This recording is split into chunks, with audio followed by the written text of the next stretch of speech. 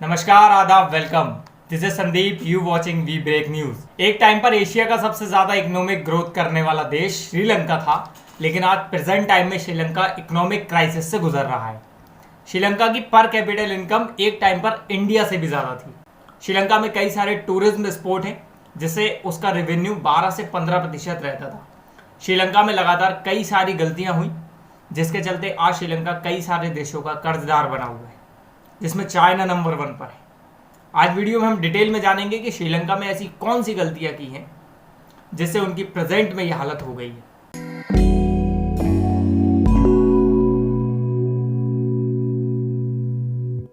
श्रीलंका में दो प्रकार की मेजोरिटीज हैं, एक बुद्धिज्म और दूसरी तमिल। बुद्धिज्म श्रीलंका में 70% है, लगभग 15% तमिल है, बाकी माइनॉरिटीज हैं।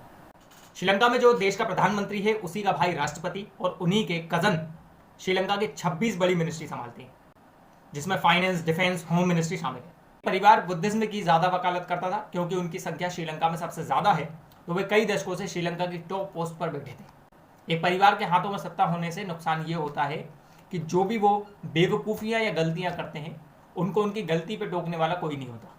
श्रीलंका बेसिक सामान जैसे दाल, फूड ऑयल, ये सारी चीजें इंपोर्ट करता था, लेकिन कई सारी गलतियों के कारण फॉरेन करेंसी में बहुत ज्यादा गिरावट आई है। इसके कारण वे बेसिक चीजें इंपोर्ट नहीं कर पा रहा है।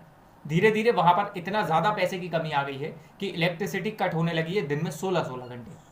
क्रूड ऑयल जो अन्य देशों से इंपोर्ट किया जाता था, फॉरेन करेंसी कम होने के कारण वो भी बंद हो गया है। कुकिंग गैस की कमी है, न्यूज़पेपर प्रिंटिंग मटेरियल की कमी है, यहाँ तक कि बच्चों के एग्जाम लेने के लिए श्रीलंका के पास पैसे नहीं है। देखिए, श्रीलंका के साथ ऐसा अचानक नहीं हुआ है। 12 से 15% टूरिज्म से रेवेन्यू आता था, लेकिन श्रीलंका में 8 इस्लामिक टेररिस्ट ने अपने ऊपर बम लगाकर अपने आप को उड़ा दिया। इसके विरोध में दूसरे पक्ष ने भी विरोध किया। फिर श्रीलंका में दंगे की स्थिति जगह जगह बनती गई, जिसके चलते टूरिज्म पर बहुत ज्यादा इफेक्ट पड़ा। फिर साल कोविड-19 का आया, जिसमें उसकी सभी देशों की तरह कमर टूटी।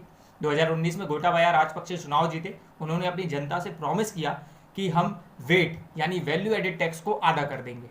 ऐसा उन्होंने इसलिए किया क्योंकि उनका मानना यह था कि अगर वेट कम होगा तो लोग ज़्यादा चीज़ें कंज्यूम करेंगे, इससे इकोनॉमिक ग्रोथ बढ़ेगी। ये लॉजिक सही है, मगर ठीक प्लानिंग और टाइम पर किया जाए तो 1 दिसंबर को वेट कम किया गया और 3 महीने बाद कोविड-19 के चलते लॉकडाउन लगाना पड़ा, जिससे मार्केट बंद हो गए। लोग बाहर ही नहीं निकल पा रहे थे, चीज़ों को कंज्यूम कैसे कर पाते, और इकोनॉमिक ग्रोथ बढ़ने की जगह सरकार का रेवेन्यू घटता चला गया। श्रीलंका ने एक और बड़ा फैसला लिया, जिसमें उन्होंने रातों रात एग्रीकल्चर को ऑर्गेनिक बना दिया। रातों रात श्रीलंका ने सिंथेटिक फर्टिलाइजर एंड पेस्टिसाइड्स को बैन लगा दिया और फार्मिंग 100% ऑर्गेनिक कर दी। श्रीलंका पहले सिंथेटिक फर्टिलाइजर और पेस्टिसाइड बाहर से मंगवाता था, जिससे उसका पैसा अब बचने लगा, लेकिन बात फिर वहीं आती है कि हर चीज प्लानिंग और सही टाइमिंग के साथ की जाए। एकदम से किसी भी चीज को बैन लगा देना कोई सॉल्यूशन नहीं होता।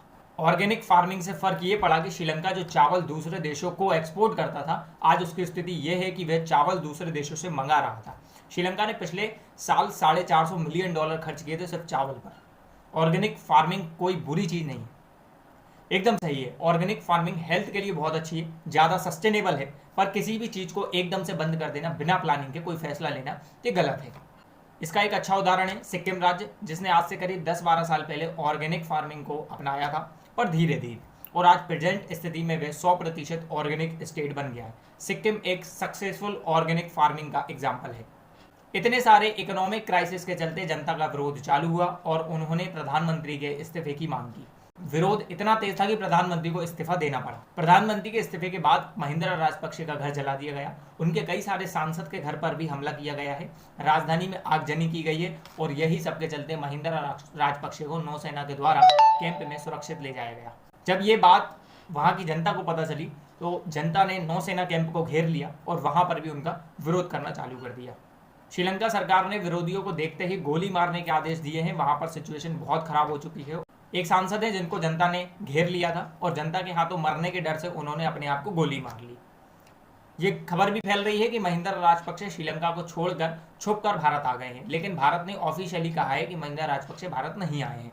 श्रीलंका की इतनी बुरी हालत क्यों हुई?